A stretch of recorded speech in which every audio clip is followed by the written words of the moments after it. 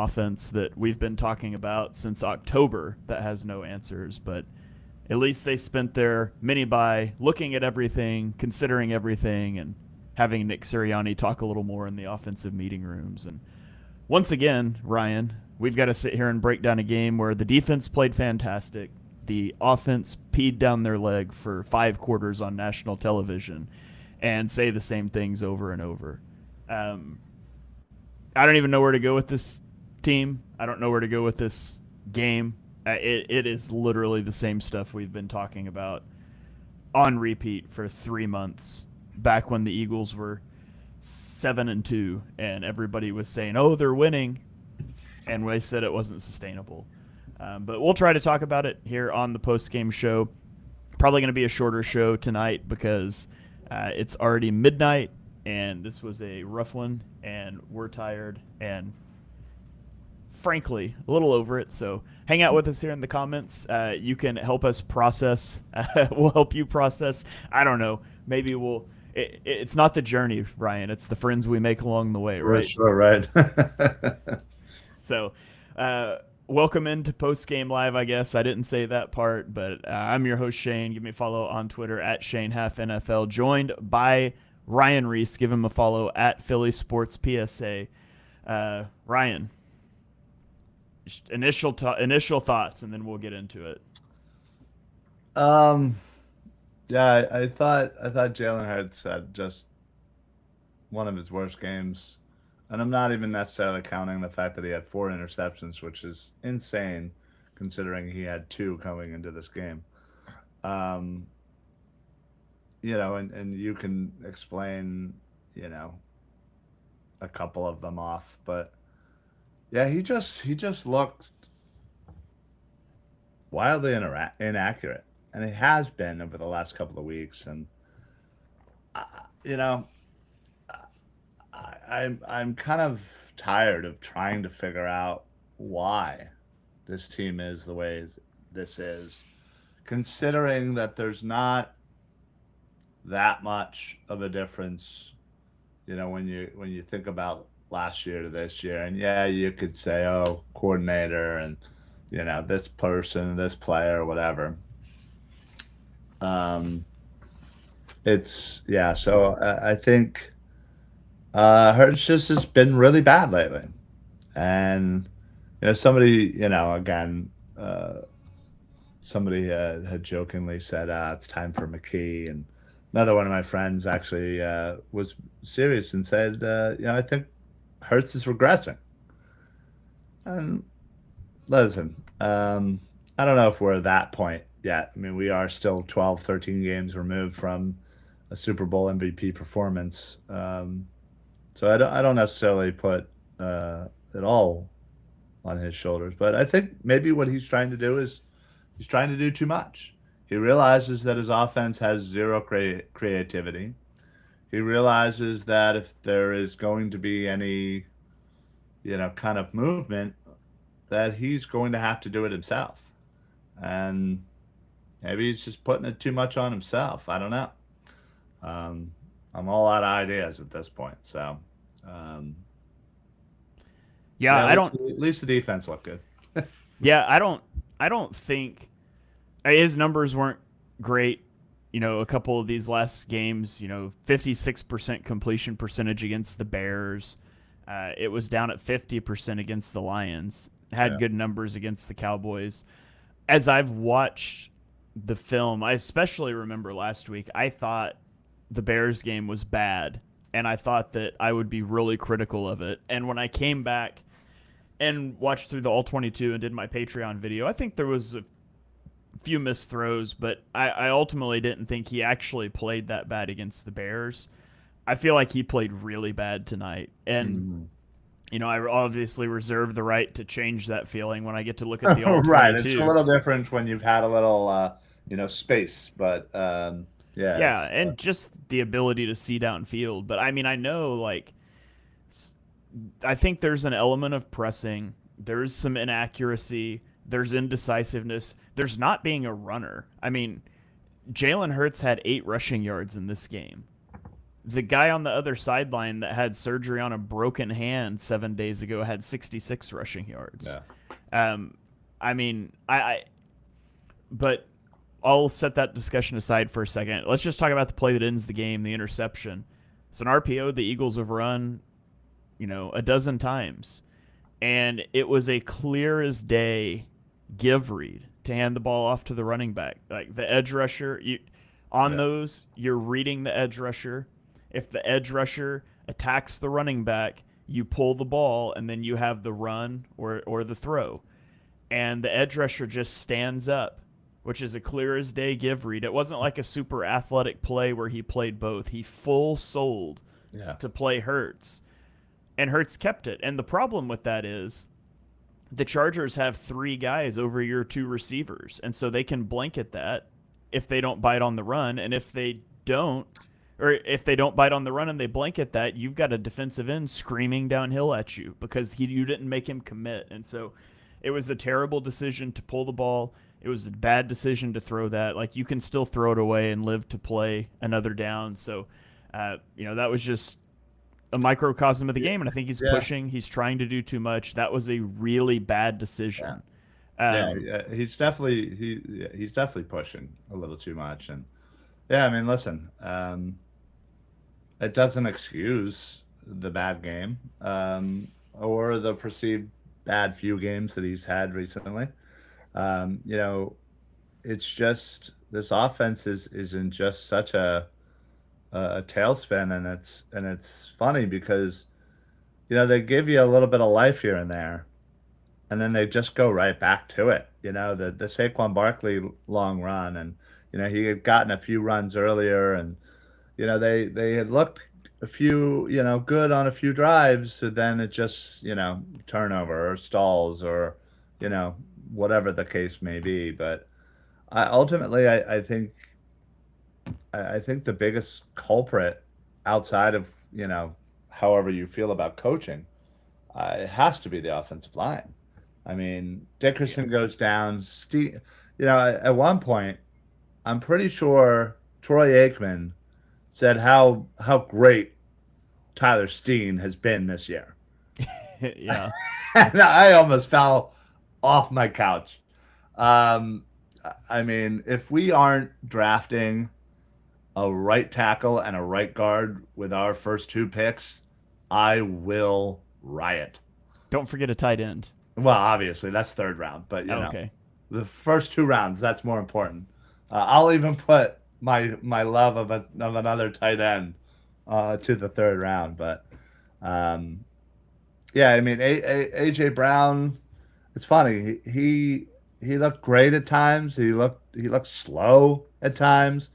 Again, I don't know what that is. I don't know whether that's just him not giving a crap, or if it's him just whatever. But I mean, you start the game with a drop on a deep ball to AJ Brown, which, by the way, the Eagles ran all hitches and nothing was open, and they went into scramble drill. So you came out of a mini bye where you reassessed everything and put in some new stuff, and what you ran was a play that's not worked all year. But he does run downfield, scramble drill, ball hits him in the hands, he drops it. You get an interception that goes off of his hands, and I understand that ball's a little high and he's trying to protect himself, but catch the ball. For all the whining you do on social media, catch the football. Jalen Hurts put the ball in both of his hands in the end zone for a touchdown at the end of the game. And I mean, it's a good play by Cam Hart, gets his hand in there and pulls the arm down, but still, the ball hit him in both hands. Catch the football. Yeah. His blocking was... He got the touchdown that didn't count. Yeah. On a terrible holding call, mind you. Yeah, it really was. It really was bad. Yeah, he was awful as a blocker. And, I mean, he made some plays, too. But it's just, it's everything on the offense. There were a few things I liked. Like, the design on that touchdown that got negated by a phantom penalty was really cool, that they went into empty and looked like they were going to roll out left and then did a throwback right. That pony personnel play they did, 2 running backs, where they faked the run and then bootlegged out and then did a throwback to Goddard, was a really cool play. But so much of it is it's just like a one-off thing. Like Yeah. that play was really cool, and we didn't see pony personnel again the rest of the game. Yep. Yep. Um, it's just a one-off thing that was cool. It's nothing that's sequenced and builds off of each other. Hmm. And so, for long periods of the game, the offense is just ineffective.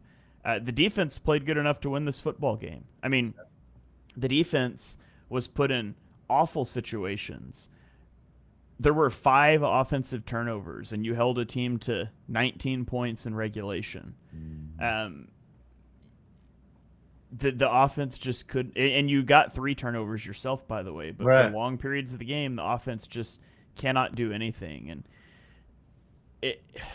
I don't know. I mean, the offense needed to go on one drive, and they just couldn't do it.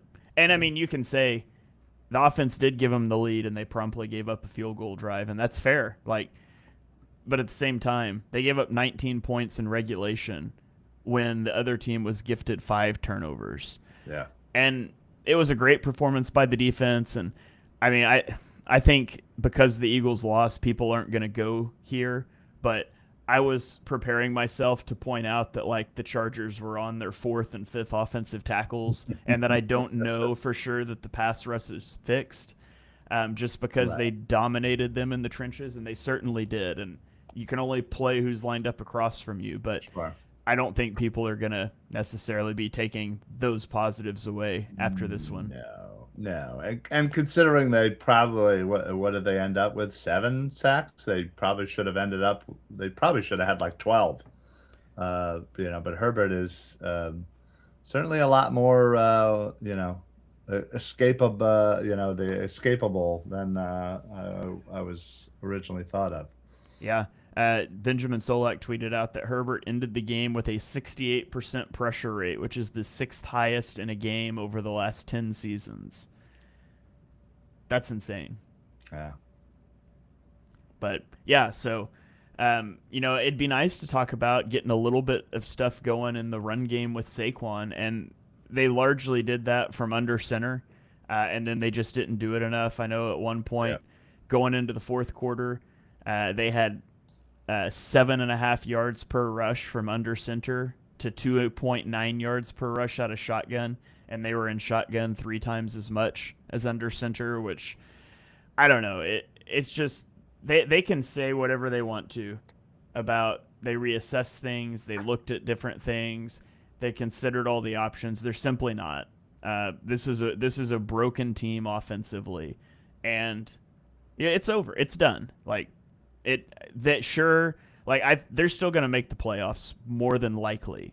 I think they need to win 2 of their final 4 games if the Cowboys win out, and they're going to have the Raiders and the Jaden Daniels-less Commanders twice. Right.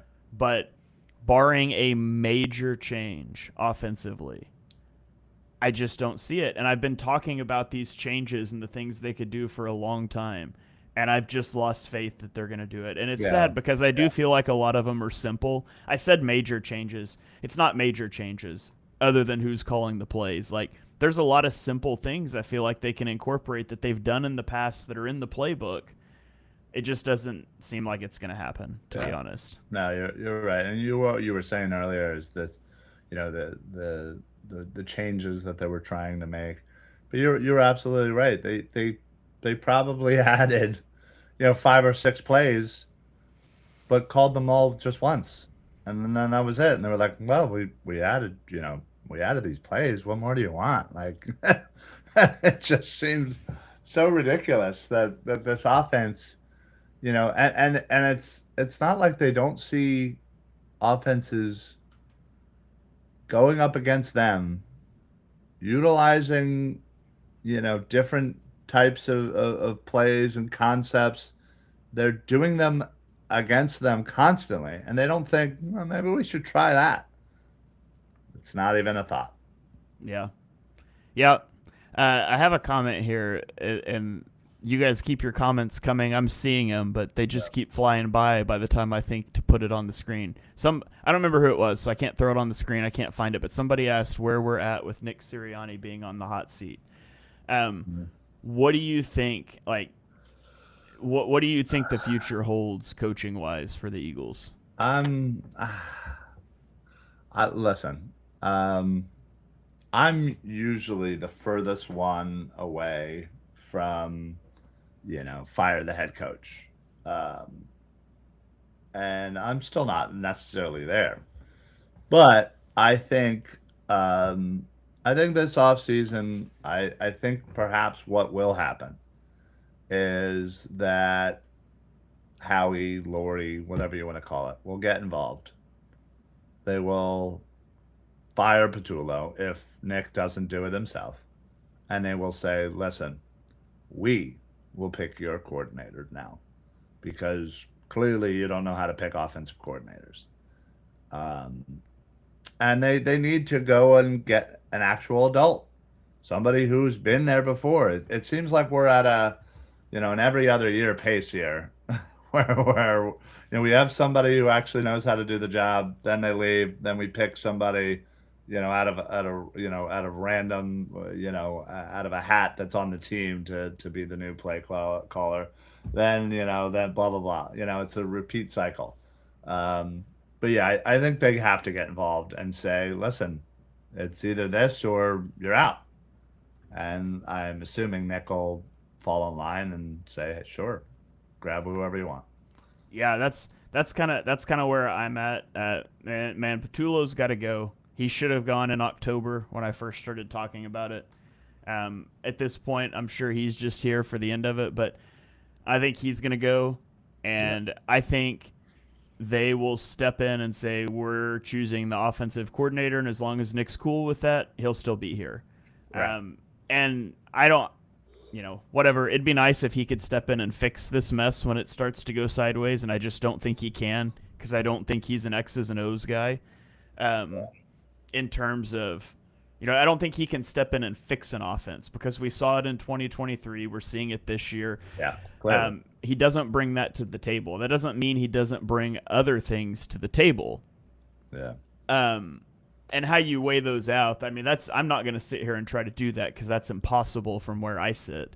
But I think that you probably, no matter what the outcome is, you're not firing a coach that won a Super Bowl the season prior, unless he digs his heels in on like we're keeping Kevin Patullo or so. I mean, it's the same sort of thing with Doug Peterson, right? If Doug Sure. Peterson approached that offseason and kind of did what they were asking him to, I think he would have stayed, and I think it'll be the same thing with Nick. So, Yeah. doesn't mean it's impossible, but I think there's a chance, Yeah. and it all really just depends on how he approaches their input offensively. But the offense has got to change. I mean, Yeah. this is the fifth straight game the Eagles have had a success rate of 30th percentile or worse.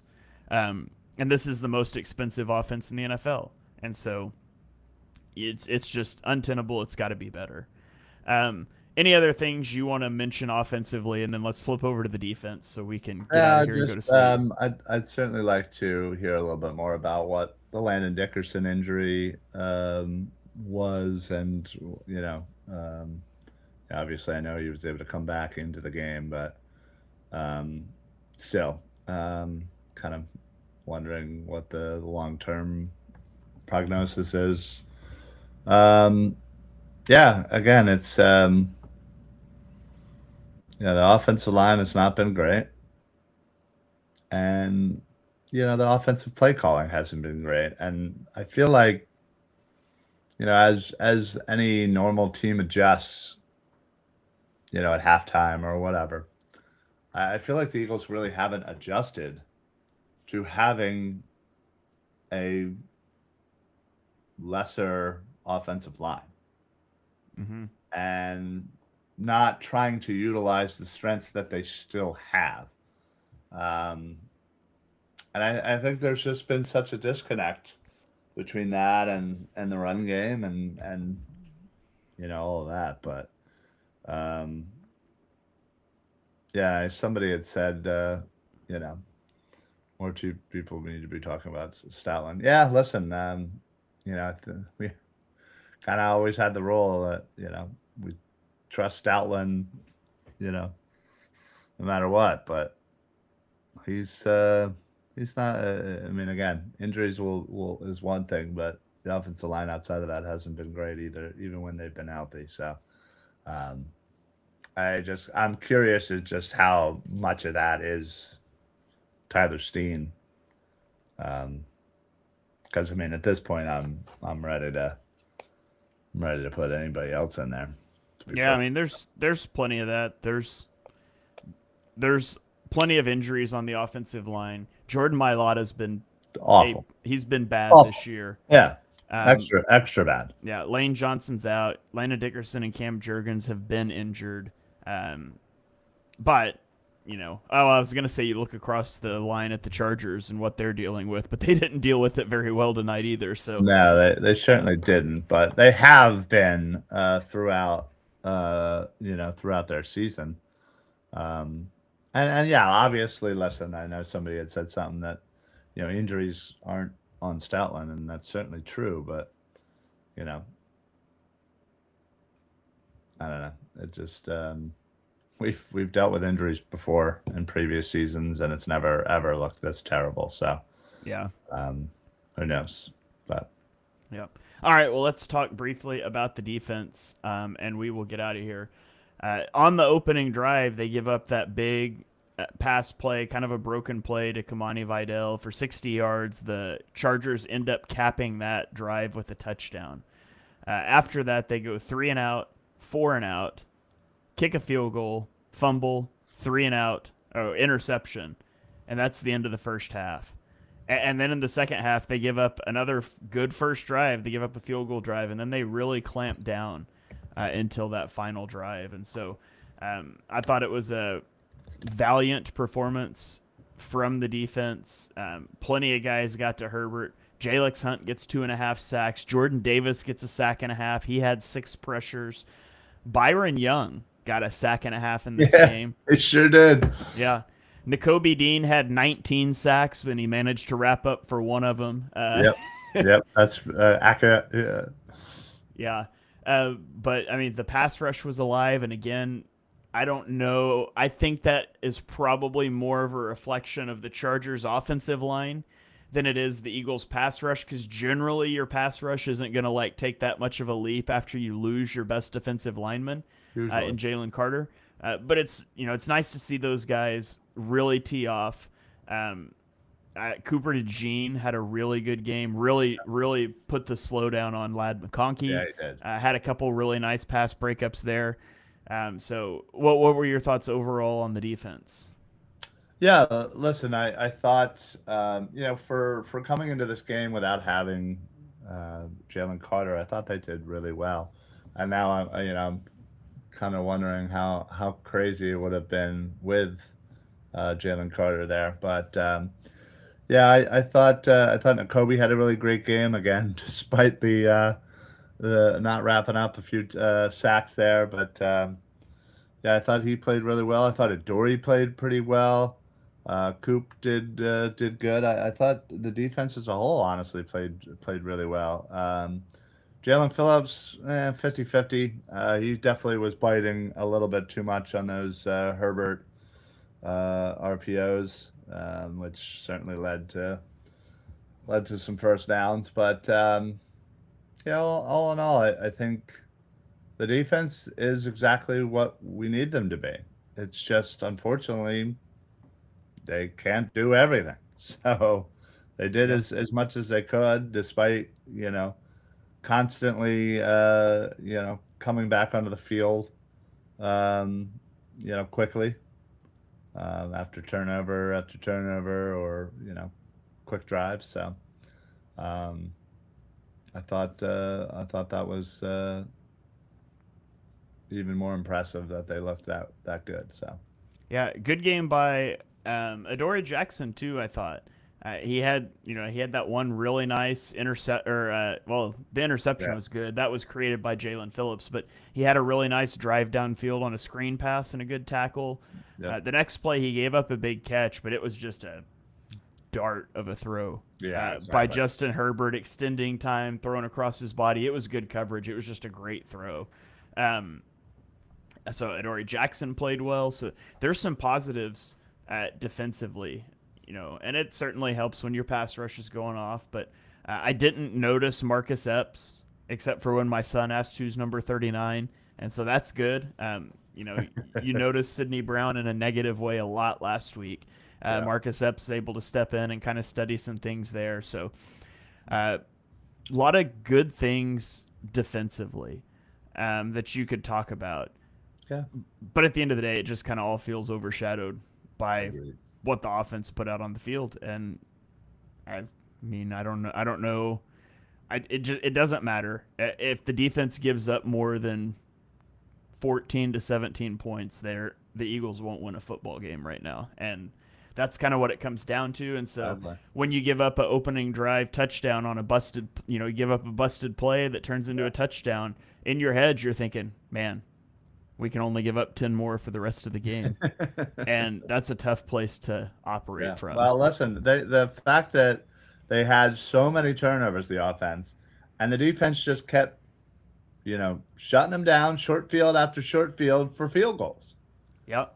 And listen, you would think that, they'd miss at least one, but Dicker was on point today. Unlike Elliott missing that 48-yarder, that certainly would have came in handy. Yeah. So Chargers get the ball at the 43-yard line via turnover. Defense holds them to a field goal. Yeah. Chargers get the ball at the 30-yard line. Defense forces a turnover. Yeah. Let's see. Where were the other ones? Chargers get the ball at the 35-yard line, get held to a field goal. Yeah. So, yeah. That's only 3, though. Where's the 4th turnover? Maybe it's counting the 2. Oh, it's counting the 2 in the same play as 2 separate ones. Oh, yeah. So that's what it is. So, yeah. Theoretically, yes. Yeah, That's it. That has what I heard that hasn't happened since like 1978, where somebody has gotten 2 turnovers in one play. Yeah, reading the play-by-play for that play is hilarious. Yeah. Jalen Hurts pass short middle intended for A.J. Brown, intercepted by D. Hand at LAC 17. Hand to the Chargers 24 for 7 yards. Will Shipley causes fumble, recovered by Jalen Hurts at the 32. Jalen Hurts to the 33 for -1 yards. Jamari Caldwell forces the fumble, touched at the LAC 33, recovered by Troy Dye at the 43. That might be the longest play-by-play descriptor I've ever read. Yeah, that was a wild scene. That might go down as one of the wildest plays. I mean, this whole game was just crazy. I mean, heck, this whole season is flipped upside down. But yeah, it's very indicative of this team. 2 turnovers in one play. Brett Eclipse says, shout out to Britton Covey for some great returns. So although catching the ball at the 5-yard line was a little, I had flashbacks of Xavier Gibson. And then he proceeded to get face masked pretty hard that they blatantly missed. Not really sure, as considering his head was sideways. But proceeded to recover and get some yardage. So, yeah, he did pretty good. Yeah, and then he has the fumble on that one kickoff that he gets back. As long as you're jumping right on it, who cares, right? I'll tell you, the NFL has tried to make kickoffs interesting, but Britton Covey makes kickoffs interesting because he might house it, he might fumble, or he might get hit so hard it takes 2 years to recover. Yeah, you just never know, but something exciting is going to happen when he's got the football. That's for sure. Yeah, I agreed. All right, man, I don't know that I got much else I want to talk about with this one. What can you say, honestly? I just want to go to bed and forget this, just like I wanted to forget last week and the week before. And yeah, I won't have to feel that way next Sunday. About 15 days ago, the Eagles were 8-2 and had a 21-0 lead on the Cowboys. Yeah. Now they're 8-5. All downhill since then. So, let's go to no player of the games. I guess we could do player of the games on defense. Who's your defensive player of the game, Ryan? I'll give Nakobe. He tries real hard, and he did do well despite not having 7 sacks like he should have. Nakobe Dean has a 95.1 pass rush grade on PFF, and he has a 44% missed tackle rate in this game. And I'm pretty sure 3 of the 4 would have been sacks. Yeah, I agree. Yeah, that's good. I'll go Jordan Davis. Leads the team, tied for the team lead with 6 pressures, has 4 run stops, Yeah, a really sack good. and a half. Played quite a few snaps in this one, 45 snaps. I guess that's not a ton of snaps, considering where they're at defensive tackle wise, but uh, legacy game, some people were saying online for Jordan Davis. It was nice to see him have a really good game.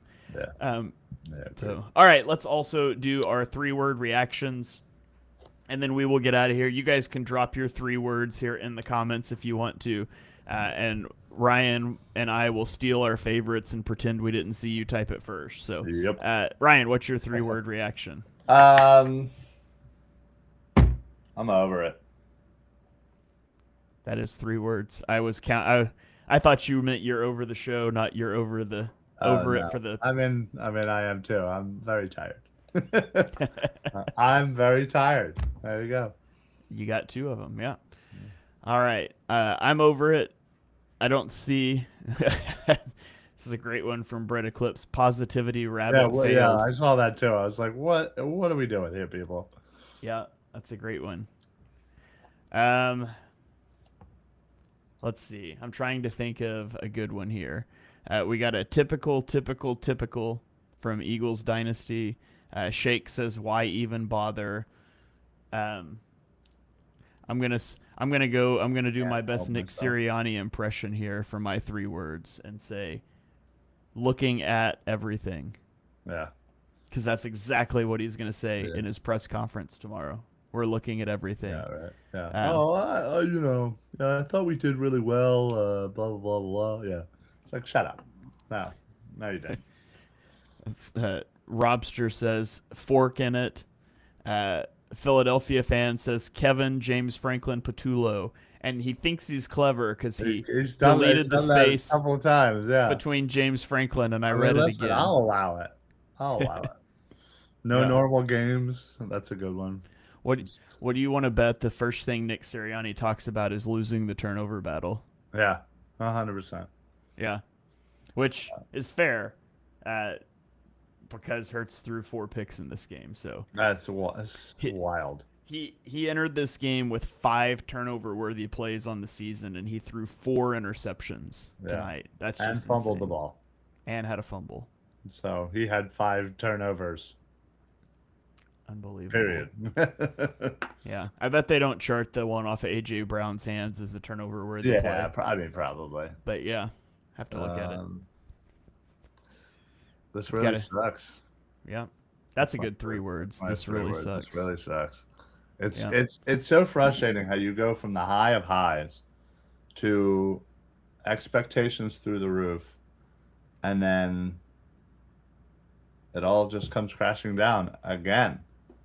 And again, I know this theoretically is in 2023, but Yeah. Well, the good news is that after 2023 came a 2024. So the Eagles may complete their collapse this season, and we all know that means a Super Bowl trip next year, right? yeah, Hey, yeah, if you tell me in advance that's what we're signing up for, I'll take a Super Bowl appearance every other year with an yeah, I'm okay with unfathomably that. bad collapse in between. Yeah, I mean, I'll just know to sell my season tickets towards There the you end of go. the year. You know the pattern now. Yeah, right. Yeah, well, now we know. So, all right. Well, I think that's quite enough talking about this game at 12:30 now. At this point, Ryan, do you have any final thoughts before we get out of here? Um, yeah, this team makes me want to drink. This was one of those games where like 1 minute I was wanting to throw my phone across the room and yell at the TV, and then the next minute they're actually doing something decent, and I'm jumping up out of my chair and yelling. So good yelling, by the way. It's just been such a weird, random, frustrating roller coaster that we just can't get off yet. And Yeah. that's what this season is truly like. Um, Yeah. All right. Well, I think that's going to do it for this one. Thank you guys that are tuned in here live for the late game. We appreciate you guys coming to hang out with us. Yeah, Appreciate go to all bed. of you watching or listening, whatever you're doing tomorrow on your way to work, reliving this mess with us. Um, yeah, I don't know. Hopefully, the Eagles will start to turn some things around, and we can have some celebratory post-game shows. We'll continue to have shows, coming out on the network. Um, I'll dive into the film tomorrow and have some stuff ready for a show with Johnny on Wednesday, and so we'll keep the content coming your way. Talk about some solutions, some fixes, things the Eagles could do, and hopefully, you know, maybe they can add it into the rotation of the things they're looking at. I don't know. But that's going to do it for this one. Third brutal loss in a row as the Eagles' slide continues and they edge ever closer to losing the repeat bid in the NFC East, which at this point, I think we just got to say that's a curse that will never be broken if it doesn't happen this year. If the Right. Eagles manage to blow this lead, that curse will just remain in effect forever, I Forever. think. But that's going to do it for this one. Thank you guys for joining. Be sure you are following Ryan on Twitter. He is at Philly Sports PSA. I'm at Shane Half NFL. We'll catch you guys next time. Go Birds.